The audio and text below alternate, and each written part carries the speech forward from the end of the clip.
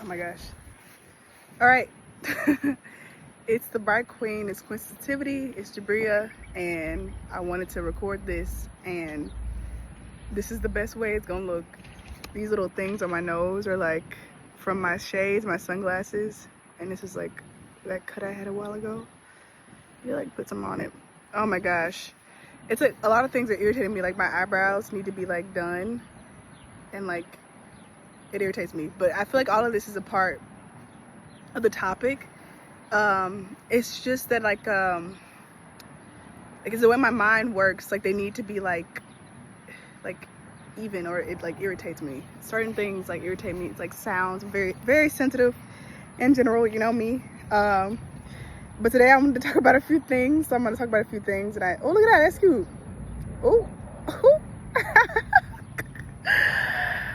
So I want to talk about like insulting the intelligence of the self and of others, which is of the self, comparison of the self to others, feeling embarrassment, which is like, you know, shame, Red Dragons, Mary Magdalene, and Deja Vu. I have been very hard on myself recently. I've had a really like tough go of it. I've been very surprised by the things that I've been experiencing, because I was like, I didn't expect to experience these things. And it's been like things that like used to really hit me, and they were like very spread out. But this time they were like stacked together. Like, for example, every once in a while or every few days I would like have like a more emotional time. And the past 2 weeks, or this week, the past 7 days, it feels like 2 weeks, I've like had to do a lot more like emotional like healing and like time to myself, like really like going to a park and just sitting there, just sitting for like a long time, not saying anything, and just waiting until like the truth came in. Lots of like seeing parts of myself that I haven't like experienced in a while, actually. Like, it's been like, girl, you still here? And like having to like deal with those parts of myself. The first thing it keeps popping into my head that I really want to talk about is like myself. I've changed so much in a short period of time, even though, you know, it's a long time, but I've changed so much. Look at this water tower thing. I feel like it's not a coincidence that I'm like in front of this. And I've become like more loving of myself and loving of other people, more accepting of myself and therefore more accepting of other people. And just to kind of give like context, I'm a Scorpio rising. I'm very like private. I have a natural like distrust in people. Don't really trust people very easily. I keep people like at an arm's length distance. I never really had like close best friends. Like, even my best friend in high school, it took me like forever to like tell her about like my personal life, like that was going on in my family, like probably like 2 years. Like, that's how like private I am. After that, certain individuals I would meet, and like I would be more open to them, but even then it took me more time. And so recently I've been like more open to people and like more just loving in general. And was that this week? Shit, I don't even fucking know. When was that? I don't know. It was either this week or like last week, because today's only Tuesday. Who knows time, right? I was like in the lounge area at my job, and I was one of my coworkers, who was also my neighbor, was brought up. And I was like, man, like I love her so much. Like, she's the national anthem to my life. And my coworker that was in there was like, what? She was like, whoa, like that's a lot. And I felt embarrassed that I said that. I was like, oh my gosh, like, am I like doing too much? Because on the inside, I'm a Leo. I'm a Leo sun. I have a lot of love. I have a huge heart. But I always kept it like guarded. It's still guarded in some aspects, but it was even more guarded before. And so you wouldn't catch me saying shit like that casually. You especially wouldn't catch me saying shit like that about someone I haven't vetted over months, months of knowing them, even years. Some people, you wouldn't catch me saying something like that. And I said it so easily. And when my other coworker responded like that, I was like, damn, like, am I crazy? Like, I've been asking myself that a lot recently. Like, am I crazy? And my inner compass, my higher self, whatever you want to call her, was like, no, like, you said it, like, stand by it. Like, stand by it, like, what you said. Like, you must have meant it. Don't be embarrassed by it. And I was like still like working through that. And then later in the day, like 2 hours later, my coworker, the one that I was talking about her being the national anthem to my life, she was telling me that she had like a hard day and that she was embarrassed because of something she had said. And so I'm sitting there listening to her talk. I'm like, damn, like I just had like a similar experience, although not as like, I wasn't as reactive as she was to it. And that's one of the things about me, like, in this time where a lot of things have been triggering me, I've been doing good as fuck. Like, I have my little moment and then I be like, like I go through that shit. Like I know what to do because I've had a lot of these moments as a highly sensitive person. I've had a lot, you won't even believe, oh my gosh, a lot of like very like emotional moments. And just to like segue a little bit, I feel like sharing this, like, I'll get to that in a minute. Let me finish this. Anyways, so once she got done telling me all that, like how she had like she was having a tough day, we moved to a different area, and I was like, I actually said something that embarrassed me earlier, but I was like, no, like it's okay. And I was like, I said you were the national anthem to my life. And my coworker that heard me say that initially, she walked by and she was like, yeah, she did say that, girl. And the coworker that I was talking about, she like lit up. She was like, oh my gosh, like you said that about me? And like, she was like, oh, my day is saved now. I feel so much better.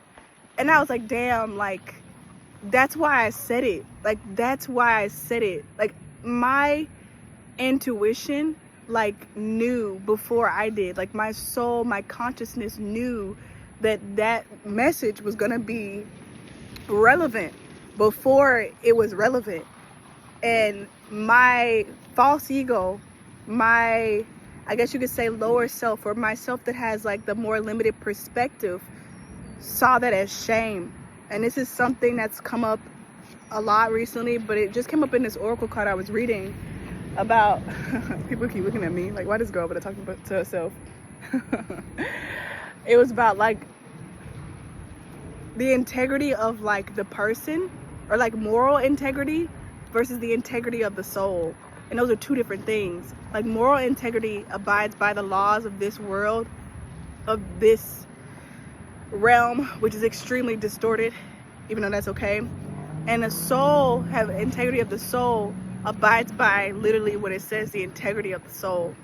And so that leads me, I took notes on this little thing, into what I was saying about like insulting intelligence is one of the topics that I'm going to talk about today. I don't know for how long though. Oh my gosh. This topic came up recently. I was watching this video that I knew was gonna trigger me. I knew, my intuition was like, girl, like, is that person gonna be there? You don't like that person, don't watch it. And I was like, I'm gonna challenge myself to be triggered, because I feel like with me being triggered, like, it's like a good thing. I'm very like competitive. I'm very like stubborn. I have like all fixed signs. It's like my big three. And whenever I know that there's like a triggering moment, I know that it's because I'm giving my power away to somebody else. And I'm like, I want my shit back. I want all my power back. And so whenever I'm like in a situation where I'm like triggered, I usually go towards it. And so I watched the video against, and it was live too, I watched it against my better judgment. And the lady triggered me, because it was a lady that was triggering me. And one of the other people on the show triggered me, and I couldn't figure out why it bothered me so much what they said until like a few days later. And I was like, it was because he insulted the intelligence of another soul. And this is something that I used to tell all the time to my cousin, and I'm gonna say her name because I feel like it's okay, Taylor, and my cousin Murphy, who is her daughter, and she ain't nothing but an itty bitty baby, and I love them both, and I'm sending them so much love and joy and protection right now. They're just incredible, so grateful. And I would always tell my cousin's mother, which is also my cousin, like, don't insult her intelligence. Like, she chose you. She knows what she's doing. She chose you. Look at the win. Come on, win. Come on through. Come on, win. I used to be like, she chose you specifically to be her mother. So that means, like, everything you do, she is somewhat already consented to. So you don't need to feel all this shame and guilt, you know, that comes with motherhood. Because in a way, that's insulting the intelligence of your child, who is her own sovereign, fully free soul. Okay?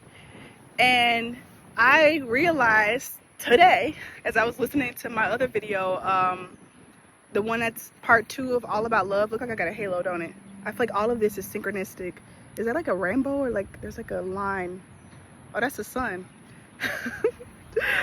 And I realized today, as I was listening to my other video, that I've been insulting my own intelligence. I was super triggered, and like, how many times can I say super triggered? But I was super triggered the other night because I sent someone a message that was like very even now I'm like avoiding eye contact with my phone. It was so much shame came up from that. I sent someone a message that really like embarrassed me. I felt so embarrassed sending it. I felt like it was like my old self, or like my high school self, like sending that message, and I was like, oh my gosh, why did you do that? And I've just been like warring with myself over it, and I'm like, girl, like, I've been talking to myself about this for a while. I realized today that it was insulting intelligence, but before that I was like, you need to have more compassion with yourself. Because first of all, and it's where we get into comparison. I mean this for everybody, but I'm going to talk about myself, but just know it's for everybody. I was like, girl, you literally cannot compare yourself to fucking nobody. I know fucking nobody like myself. I have friends, I have a big ass family, and I can tell you for fuck sure, I have never met anybody like myself. So comparing myself to other people, especially in terms of what's good and bad, like, it's out the door. Like, you cannot. And like, even in terms of like me, like I realized I had to, and this is like my little diary entry, so don't mind me. In terms of me, I had to like realize that like I have like a lot of like high expectations of people, and I was very like upset with myself because I run into this issue again and again.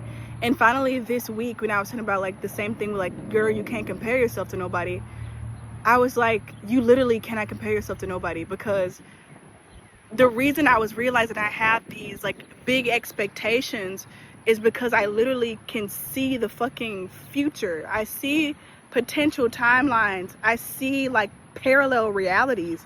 It's been to the point where a lot of the times, like, my dreams, I don't think they're dreams. I'm 100% sure they're not dreams. They're me traveling to different places. My dreams, I'll just give an example. Like, I'll have a dream that I'm literally in my house, exactly how it looks now, and I saw my stepdad and my brother moving the dining room table like to a different angle. Like, it was like vertical like this, and they changed it to horizontal. It was so real. I saw them doing it. I saw what they were wearing. It was in my house. I heard the table being moved. I stood there and watched them. When I got up the next day, I was like, what the hell happened to the table? It was still the same as like before they moved it. And I'm like, I know for a fact they moved the damn table. Like, it's stuff like that. It's because like I went to a slightly different parallel alternate reality where they had changed the table. And so that's my example. But shit like that happens to me all the time. When I see people, I can see glimpses literally into their lives, whatever they're thinking about at the time, or like something that's gonna happen. My mother will walk by and I'll be like, I'll see something and I'll be like, there's gonna be a lady that you meet today and she's gonna be wearing this and she's gonna have a gold tooth and she's gonna be so happy to see you. Like, and then she'll text me and be like, it happened, I just met the lady. Like, this is how I am. And I'm literally getting upset with myself for like this beautiful ability that I have, this beautiful gift. And like I said before, we all have these gifts, which is also something else I want to talk about, but not right now. I'm not special, even though I am special, because I'm Jabria. But like, I'm not, like, everybody can do this stuff. But this is just an example of like, I get mad at myself for having these expectations of people, but they're not expectations. It's literally, I could see these realities, and especially when it's like a very positive or high vibrational connection I have with somebody, I will see the highest, like most desired timeline. I will literally see it. I see the clothes, I see the environment, I see what happens, I feel the person, I hear, literally hear their voice. And so I'm like, you can't keep like being upset with yourself for being gifted, for being so talented. You need to have more compassion with yourself, more compassion with yourself. Okay, so continuing on the topic, just check my notes of what's it called, insulting your intelligence. Is yesterday I literally like had like a, I'm gonna call it like psychic attack, and these have been happening quite frequently, which, like I've said before, like to preface this, anytime I say an attack or anything else happening outside of us, like from without our control, I mean this still in the context of like, all of this is still us. Like, it's still us, if that makes sense. Even stuff that looks like, feels like, you know, it's a duck, quacks like a duck, is a duck, is like an attack. It's still all a part of like the one, okay? So don't disempower yourself. I never want to like make anything that's disempowering, but I am gonna speak the truth. This shit came out of nowhere. I was at the park, I had relaxed, I was laying down in the sun, like sunbathing. I had just wrote a song. I was like, okay, I gotta get ready to go. I got up and like all these fucking like thoughts like boomed onto me. It was literally like out of nowhere, like, I don't think I want to be here anymore. And I was like, whoa! I was like, where the hell did this come from? And I'll put a what's it called, trigger warning in the comments for like unaliving. But I was like, I knew that shit wasn't my thought. Over like, the logic of it was that like they didn't like the song I wrote, and I say they because this wasn't me. And I was like, okay, like I need some help, because I was already having a like an emotional day. That's the reason I went to the park. And so I knew I wasn't like in the best place to like clear it out without like also like giving into it. And so I was like, okay, send help. And I wanted certain people to respond to the message. I wanted like my favorite cousin, even though I love all my cousins, I wanted my favorite cousin to call me. I wanted my best friend to call me and be like, girl, I just felt something. What's going on? Like, and none of them would. So I got in my car and I got a text like 5 minutes later from a friend of mine. And I was like, and she was like, I'm here if you need me. Because I had already like told her I was having an emotional day while at work. And she was like, I'm here if you need me. And I was like, I asked for you. Like, thank you so much for like coming to me. And this is what I mean by don't insult your intelligence. Like, and this is also, I said this in a video before about like, and I compared it to the Hunger Games. So I never said in the video. I forgot in the video and I put it in the comments. But I guess I can say it now. And it's crazy because the song I wrote yesterday was about the character Rue from the Hunger Games. But basically what I mean by don't insult your intelligence in this situation can be comparable to the Hunger Games, right? Katniss Everdeen was in the Hunger Games. She had to rely on her sponsors, which are people outside of the dome that she was in, that had the higher perspective of all the other characters in the Hunger Games to send her what she needed. And let's say, for example, she needed some water and she was like, hey, sponsors, send me some water. Because they know where everybody else is and they know the threats that exist, they sent in like this little water thing, like a spoke. And she was like, what the fuck is this? Like, why would they send me this to this? And she realized the water, trees had water in them. And so like that was a way for her to be able to remain concealed and protected while also getting what she wanted, even though she was initially disappointed by what she received. I feel like I'm at church, okay? What's it called? Clock the T. I'm not a social media person. My mama had to teach me that, and she learned that from like one of my little cousins. But anyways, that's what I mean by this. Like, I wanted like specific people to reach out to me, but my highest self sent the one that was best for me in that moment. Like, I needed that message specifically from that person, and she probably needed to send me that message. Like, she probably needed to be needed or of service in that moment, and she helped. I didn't expect it to, but she did, because even though she doesn't like do all the stuff that I do in terms of like the woo-woo-ness, she was a person who was still willing, despite our differences, to be there for me. Despite her not knowing the language that I speak about, that I speak of, she was still willing to speak with me. And I feel like that is what unconditional love is all about. It's all about, and there's this big ass bird. Hey, I see you. I know you hear from me. A lot of the times it's like my granddaddy that's these birds, but it's also like divine masculines. A lot of the times these big birds, different ones. I would say like one of my spirit guides, Solomon, or somebody. I don't know. It's always a masculine that's in these big birds. But anyways, this is just me rambling. And I hope what I just said makes sense. I'm gonna move on.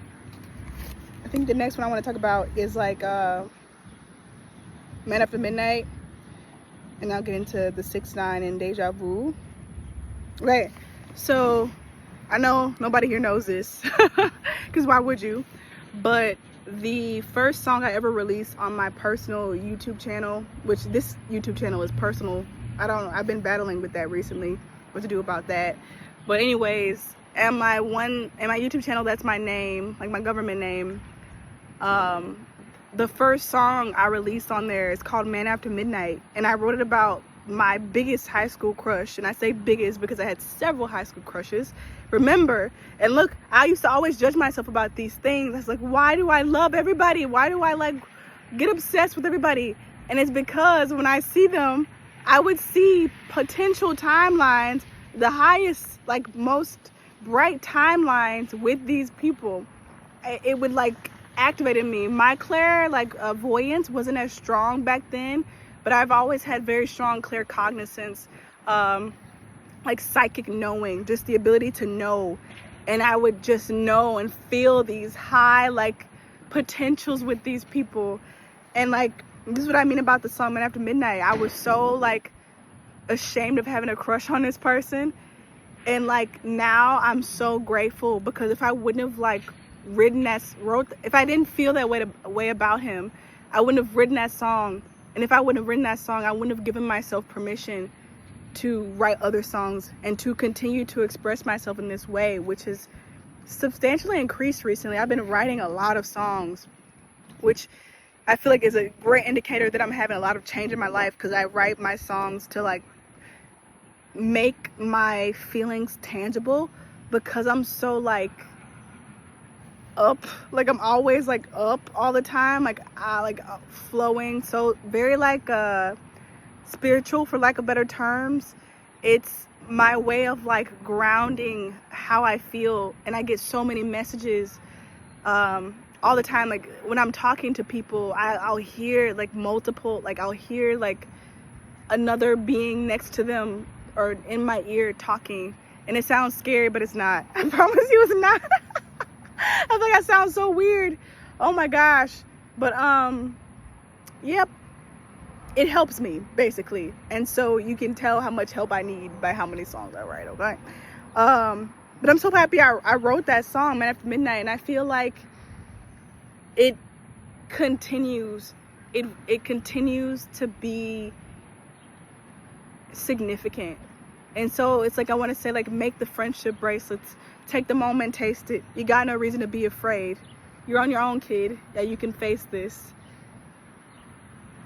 You can do it. Like, live the life, because not living the life insults the intelligence of that inner knowing within you. Like, you know what you're doing even when you don't. And so it's like, in this way, like, nothing's a mistake. Although, you know, language is very limiting. You know, I feel like there are mistakes that I've made, but also, like, there's no mistakes that I've made. You know what I mean? I don't know. Anyways, moving on. So in my video that I did, this is about love, I mentioned the number 9. And today I've been seeing a lot of 6-9s that I mentioned, I think, in the part 1 to that video. Like the 6-9, like in like Pisces, that number came up again today. And I feel like it's also connected to Deja Vu, Mary Magdalene, and the Red Dragon. Today I had a very, very, very, very strong moment of deja vu. Like, it was like going on as regular, like it felt all original, and then like it shifted and it was like deja vu. Like, one of the kids that I was around had on an outfit she had never worn, and I was like, she has worn that shit before. I've seen her in this outfit before, and this other person was standing here, and this other person was standing here, and it was just like this, and just exactly this happened, and this person said exactly this. And I feel like in one way, this is like, I feel like one of the dreams that I forgot about, because I feel like I have a lot of dreams, I forget a lot of them. And I feel like this is one of the dreams that I forgot about, with that strong sense of deja vu. But I do feel like it's connected to the 6-9. 6-9, I feel like, in my opinion, as I mentioned before, is connected with yin yang, and I've been seeing a lot about balance. And I feel like the deja vu has to do with, like, this is a message I've been getting, like, a lot, like the balance between mind, body, and soul. The balance between mind, body, and soul, and all, just really, like, to put it into like a shorter term, like all parts of the self returning home, returning back to the self, returning home, and like all of these parts of me that goes out and does all these things that I forget about. It's like the returning home of my own memories, remembering that I already know, like, all of this stuff already, which I feel like also connects to the intelligence of a soul. I feel like a lot of times, myself personally, but all of us can, like, be in a rush to, like, get to a certain point or experience a certain thing in life, or like are upset that we haven't experienced something yet, which of course, you know, this is to do with vibration and, like, you know, things like that, of course. But I was talking to myself the other day, and I was like, what if my soul, like, is like, quote unquote, delaying, or like wants me to be in this exact situation? Because if you think about it, like, beyond all of this, our souls are like flawless. They're flawless now. We're perfect, right? And we know all this stuff, and we remember all of ourselves and all of our different lives and all of it. We remember all of it. We're the shit, right? And we're the shit now. Don't ever like play yourself, think you're not. So it's like, but this is the only time that you'll get to experience this. Like, this is the only time you will get to experience this. And maybe my soul wants to experience this for a little bit longer. Or, you know, there's no such thing as time, but you know what I mean. English language limitations again. It's the energy of what I'm saying. And in that way, when you start to, like, feel it and conceptualize it in that way, that's when you can tap back into gratefulness and, like, be like, oh, okay, so I chose to, like, be here, and, like, why? And so that's when you start to, like, be like, oh, like, look at this fence, here. Like, there are probably nothing that looks like this, like where I come from. And like even the sun and like the grass and like the mud from the car tires. Like maybe this is nowhere else, like outside of here. Maybe this is the only place where it looks just so like this. And I feel like, is this a good example to give? I don't know, but I feel like I'm gonna say it, so I'm gonna say it. When I got back to the United States, for like the first time, when I leaving it for a longer period of time, the United States is not a necessarily pretty place. Like, I feel like the people are like, you know, all the places aren't necessarily pretty places. People are like rude and like loud and like inconsiderate. But when I returned, it felt so good to be back because this is the only place, especially like, you know, California was the place where I first got back. That's the only place where that's exactly how it is in California. You can only get that exactly in California. And so it does make sense. It does connect to what I'm saying. Like, that's what I'm saying. Like, there's something to be appreciative of in every situation, even if it feels repetitive or like, you know, minuscule. I've been seeing the Red Dragon and Mary Magdalene, and specifically like connected to each other. I was watching a reading, which I don't do often. I don't really do anything that often anymore. I don't really watch TV that often or anything that often anymore, to be honest. So when I do watch something, it like sticks with me, although in general I have a really good memory. Really good memory. Very grateful for that.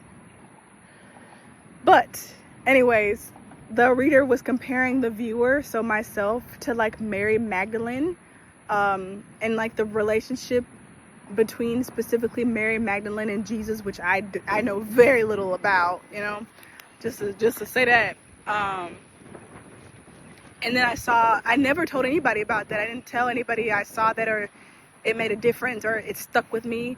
And I don't know, AI might just be listening, but another video came up about Mary Magdalene, and it was like about this story between her and this red dragon. And then I was driving here to this place where I'm about to get some food from, and the car in front of me had a sticker on the glass or the back window of a red dragon.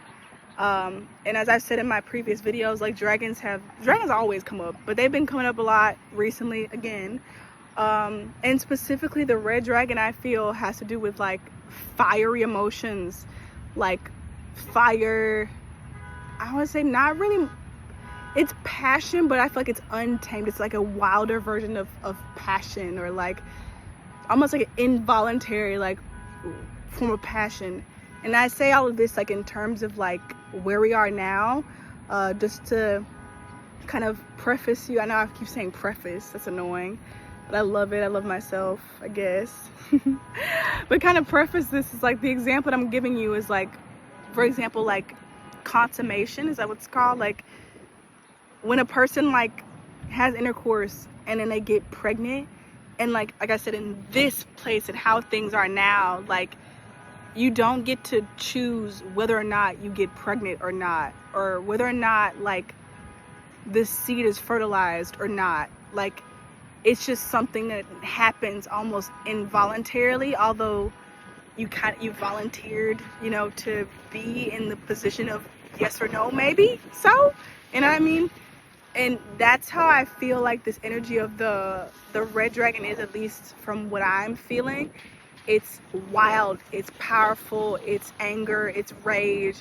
It's also like extreme like joy and like just wildness in general. And once upon a time I felt this huge like white dragon running amok in the collective. That thing was huge. Oh my gosh, it was huge. It was huge. And it was like slithering through. I feel like this is the energy of the red dragon, like what I've been feeling. It's very like unstable, or is it unstable? Yeah, very unstable. And all of this, like I said again, it's like within this realm of distortion. I don't mean to imply that like all dragons or whatever, you know, anything like that. But I will say it won't last for long. And so I greatly encourage you to check out. And then while it's here, like, you never get to experience this. So like, you know, dig into it. It's not been fun for me. It's been fun sometimes, but you know, it's been very uncomfortable not being like more level-headed, I suppose is the way to put it, or not getting to like be super familiar with this territory. But like, you won't get to experience this again probably, or if like, or not many times, or forever, or whatever. Like, you won't get to experience this forever. But either way, it's temporary, especially with this energy that it is. It's like very temperamental. So it definitely won't last for long. And I would greatly encourage you, like I was going to say before, to check out my Substack post, DTD, Doubt the Doubt. I feel like it provides a lot of like a little poof of magic. Like my energy is in those, and all of my posts on Substack. Everything I do, my energy is in there. And I went back and read it twice already now after writing it the first time, and it does something for me. So I hope it does something for you.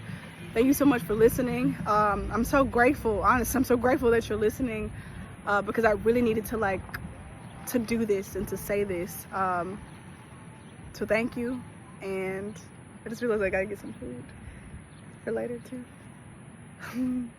I'll see you soon.